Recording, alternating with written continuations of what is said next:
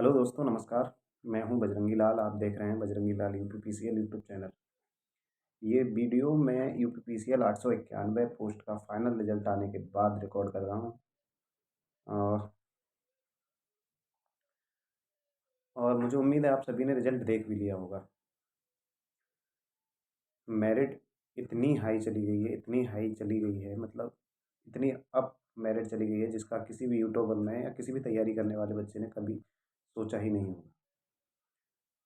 सबसे पहले तो आप सभी जो सेलेक्ट हुए हैं उनके लिए बहुत बहुत शुभकामनाएं और बधाई हो आपको। अब आप यूपीपीसीएल के कर्मचारी बन चुके हैं। अब बचा क्या है कि अब आपको जल्दी डिस्कॉम अलाउट होंगे और उसके बाद फिर जॉन जॉन के बाद सर्किल, फिर डिवीज़न, फिर बिजली घर। तो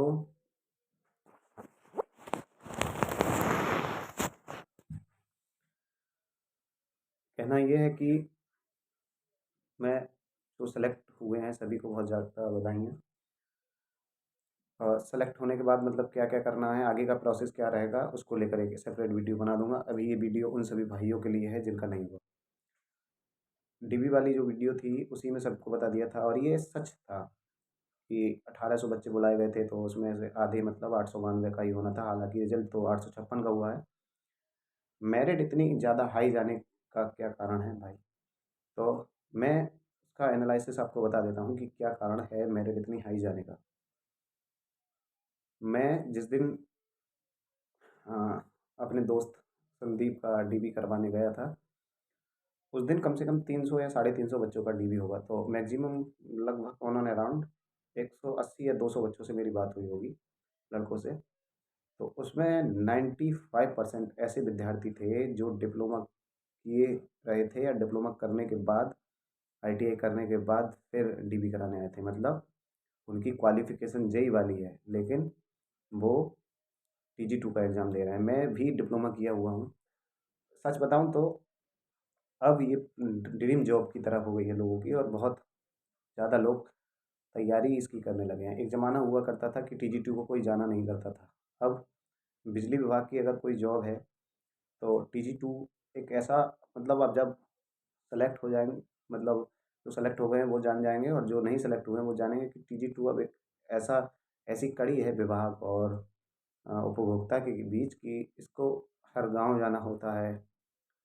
ठीक है, अगर फील्ड में ज्वाइनिंग मिल जाए तो हर गांव अपने पूरे फील्ड में जाना है।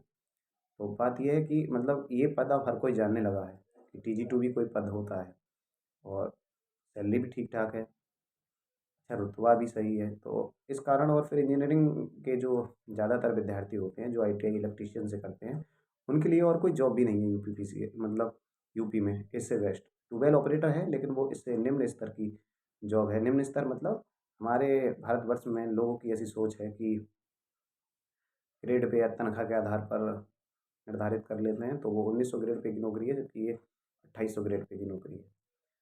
तो जिनका नहीं हुआ है वो क्या करें? मैंने क्या किया था, मैं जब 2789 वाली वैकेंसी में सेलेक्ट नहीं हुआ था 2019 वाली में, वो मैं बता दे रहा हूँ कि एक तो सबसे पहले आप डिमोटिवेट ना हो। जिनका नहीं हुआ है वो भाई डिमोटिवेट नहीं हो। हाँ, मुझे पता है कि बुरा लग रहा होगा, और बुरा लगना स्वाभाविक भी है क्योंकि इंसानी प्रवृत्ति है। तो जब हम पूरे दिन ऐसे मान के चलो, मजदूर वर्ग के हैं सब, पूरे दिन मजदूरी करते हैं और सामने शाम को आके अगर जिसके यहाँ हम मजदूरी कर रहे हैं वो मालिक चाहे हमारा पैसा दे ही दे, लेकिन अगर एक बार वो हमसे ये कह देता है कि आज तुम्हें पैसा नहीं मिलेगा, तो मन एकदम बृहन्नत हो जाता है, या मेहनत के अकॉर्डिंग तुमको फल नहीं मिले तो मन मतलब एकदम नाराज सा हो जाता है। तो वही स्थिति आज है जिनका नहीं हुआ है उनका। और हाँ, आप लोगों में से कुछ लोग कमेंट में पूछने भी वाले हैं, उसी प्रश्न का उत्तर दे रहा हूँ कि आप संदीप के साथ गए थे, संदीप का नहीं हुआ। अ, फिर भी संदीप एक बहुत मेहनती भाई है मेरा। यूपी पुलिस में वर्तमान में कार्यरत है। पिछली बार जब मेरा सिलेक्शन हुआ था उस बार भी उनका डीवी हुआ था, इस बार भी डीवी हुआ। पर हार मानने वाले नहीं है, फाइनल में छट गए थे पिछली बार भी, इस बार भी। मैं तो उनके जज्बे को सलाम करूँगा, सलूट करूँगा, क्योंकि पुलिस जैसी टफ जॉब में भाई केवल आईटीआई किए हुए हैं और यहाँ तक पहुँचे 2 बार, तो शायद संदीप जैसा जज़्बा आप लोग बनाएँ और हार नहीं मानें। और मतलब अटल जी की एक कविता है, हार नहीं मानूँगा, रार नहीं ठानूँगा, काल के कपाल पर मिटता लिखता मिटाता हूँ, गीत नया गाता हूँ।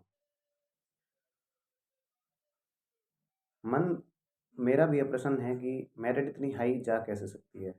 लेकिन अगर टेक्निकली हम बात करें तो मेरिट इतनी हाई जानी ही थी, क्योंकि वही बात बता रहा हूँ कि इतने बच्चों से बात किया, वहाँ डिप्लोमा वाले और सीटीआई वाले तक बच्चे इसमें अपना डीबी कराने आए थे। तो मतलब वही वाली बात है कि अब पढ़ाई ही इतनी ज़्यादा, डिप्लोमा लेवल के बच्चे 80 से 90% इसमें फॉर्म डाल रहे हैं और अपना तैयारी कर रहे हैं और वहाँ तक पहुँच रहे हैं।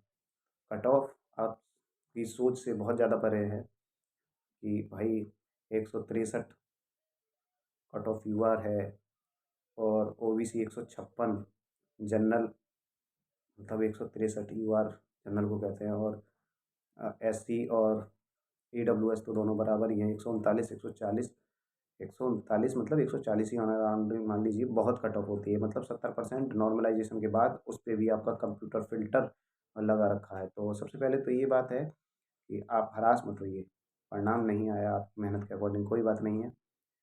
और कुछ भी गलत सोचना भी मत, या हम कुछ गलत सोच लें, जीवन का अंत कर लें, या पढ़ाई अब छोड़ देंगे, करोगे भी क्या ये बताओ अब। जीवन का अंत तो बिल्कुल गलत बात है कि कुछ लोग, पिछली वाली वैकेंसी में एक भाई थे जिन्होंने रिजल्ट आने के बाद अपने जीवन का अंत कर लिया। तो वही मैं कहूँगा, जीवन का अंत तो बिल्कुल ना सोचें, नौकरी सब कुछ नहीं है। इस जॉब में आने के बाद भी परेशानियाँ, दिक्कतें कभी ख़त्म होने वाली नहीं है संसार मानवीय जीवन से। तो ये बात है। और कैसे तैयारी करनी है ये बताता हूँ। तैयारी ऐसे करनी है, मेरा चैनल हमेशा रहेगा, अब मैं हमेशा के लिए आपसे जुड़ा हुआ हूँ साथ। अगर कोई दिक्कत नहीं आती है तो जो आज से, हाँ आज आपको परेशानी हो रही है मानता हूँ, हाँ, दुख की घड़ी है मानता हूँ, जिनका नहीं हुआ है उनके लिए एक दो दिन पढ़ाई छोड़ दो, कोई दिक्कत नहीं है। फिल्म देख लो, या जहाँ घूमना जाने चाहते हो, नानी के घर, मामा के घर, पापा के घर, जिसके भी घर, जहाँ भी घूमना चाहते हो घूम लो। पर फिर एकदम से लग जाना, जीरो से स्टार्ट करना है, अगली बार हमें देखना ही है। आईटीआई बार ऐसा नहीं है कि आईटीआई वाले बच्चे नहीं निकालते हैं, निकालेंगे आईटीआई वाले बच्चे भी। लेकिन अब एक बढ़िया स्ट्रेटजी के साथ, बढ़िया रणनीति के साथ दोबारा तैयारी करनी होगी। दोबारा हमें अपने हथियारों को उठाना होगा। हमारे हथियार कलम और किताब है, दोबारा हमें इनको पढ़ना होगा। क्या करना होगा, कैसे करना होगा, ये सब आपको पता है। आईटीआई की जो कोर सिलेबस की किताब है वो पढ़ो। उसके बाद डिप्लोमा की अलग अलग किताबें आती हैं, मैं सारी किताबें दिखा दूंगा आपको कौन कौन सी किताब है। स्विच गियर प्रोटेक्शन और EIM, instrument and maintenance, electrical machine first, electrical machine second, deeply मतलब जेई वाला सिलेबस पढ़ो, तब तो टीजी 2 निकलेगा। मेरिट कितनी ही जाएगी देखेंगे अगली बार। अब इस बार हम 163 मेरिट है अनरिजर्व की, अगली 175। क्योंकि हम सभी लोग तो ये कयास लगा रहे थे कि इस बार वैकेंसी पिछली बार से ज़्यादा है, 1.5 गुना वैकेंसी है, 900 वैकेंसी थी जबकि पिछली बार 600 वैकेंसी थी। तो मेरिट या तो उसके बराबर या उसके इर्द गिर्द रहेगी। लेकिन ये तो भाई जनरल की मेरिट जितनी थी उतनी तो एससी की जा रही है, मतलब लगा लो आप। ओबीसी की जा रही है, जनरल की 150 थी, 156 जा रही है ओबीसी। तो आप सोच सकते हो कितना कंपटीशन है। हाँ, तो कह रहा था जिनको जिनका नहीं हुआ वो क्या करेंगे, सब लोग कोई भी गलत विचार मन में नहीं आने देंगे। एक दो दिन पढ़ाई छोड़ दो, कोई दिक्कत नहीं है, ठीक है। और किताबें उठाएंगे, स्विच गियर प्रोडक्शन किताबों के नाम बता रहा हूँ, ये स्विच गियर प्रोडक्शन, टीएनडी, सारी किताबें, ट्रांसमिशन एंड डिस्ट्रीब्यूशन। अब हम आईटीआई का सिलेबस तो पढ़ना ही पढ़ना है हम लोगों को, उसके अतिरिक्त हमको पढ़ना है टेक्निकल का जेई वाला सिलेबस, ठीक है। तभी टीजी 2 बन पाएंगे। जो भाई बने हैं उनके लिए बहुत बहुत बहुत ज़्यादा शुभकामनाएं, शुभकामनाएं। अब पटाखे छोड़ सकते हैं, घर पे डीजे बजा सकते हैं, पड़ोसी को बता सकते हैं। लेकिन इसीलिए मैं कह रहा था कि जब तक फाइनल ना हो जाए तब तक किसी से डिस्क्लोज मत करना। जो 900 बच्चों का नहीं हुआ है, कुछ के पैरों तले से ज़मीन खिसक गई होगी। सच पूछो तो मैं भी एक शादी में था, और जब मैंने वहाँ रिजल्ट देखा, हड़बड़ाहट में मैं ही अपने शॉर्ट में 156 की जगह 153 मेरिट बता बैठा, और मेरे विश्वास से परे थी, क्योंकि मैंने ही अपने चैनल पर एक वीडियो डाली थी कि इतनी मेरिट जाएगी, उससे बहुत आगे मेरिट है। हम सब के जो कयास लगा रहे थे कि इतनी मेरिट जाने वाली है, इतनी मेरिट जाने वाली है, उससे बहुत हाई मेरिट चली गई। हालाँकि मेरे संपर्क में रहने वाले कुछ लोगों का हुआ है, उनके लिए शुभकामनाएँ, लेकिन मुझे दुःख है कि मेरे दोस्त, आप सभी लोग हमारे दोस्त हैं, मेरे एक प्रिय मित्र जिन्होंने इतनी मेहनत करी, शायद उस लेवल की मेहनत, उससे ज़्यादा मेहनत करी हो, लेकिन उस परिस्थिति में नहीं करी होगी जिस परिस्थिति में मेरे दोस्त संदीप ने की। और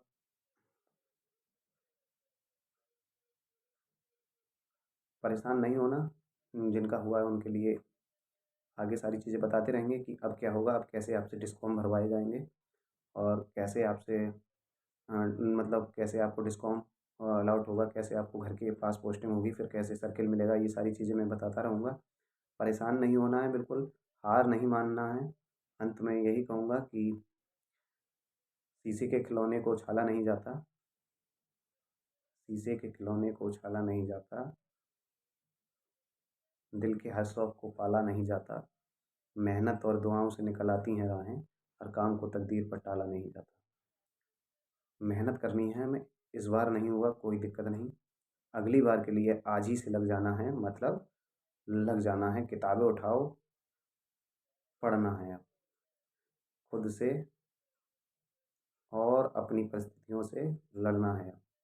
इन्हीं सारी बातों के साथ मैं अपनी वीडियो को अंत करता हूँ। मिलता रहूँगा इसी प्रकार की और वीडियो में।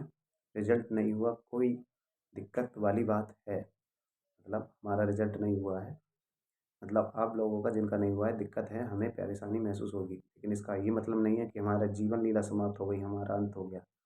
हाँ, परेशानियाँ आती हैं, दिक्कतें आती हैं, उन्हीं के लिए आती हैं जो उनको फेस करना जानते हैं। और एक चीज़ हमेशा याद रखना दोस्तों, असफलता और सफलता को जब लिखोगे हिंदी में देवनागरी लिपि में, तो सफलता जब लिखोगे तो आ पहले आता है, सा बाद में आता है हिंदी वर्णमाला में भी। तो उसके अकॉर्डिंग भी जब तक आप असफल नहीं हो जाएँगे तब तक सफलता तो प्राप्त होने वाली है ही नहीं।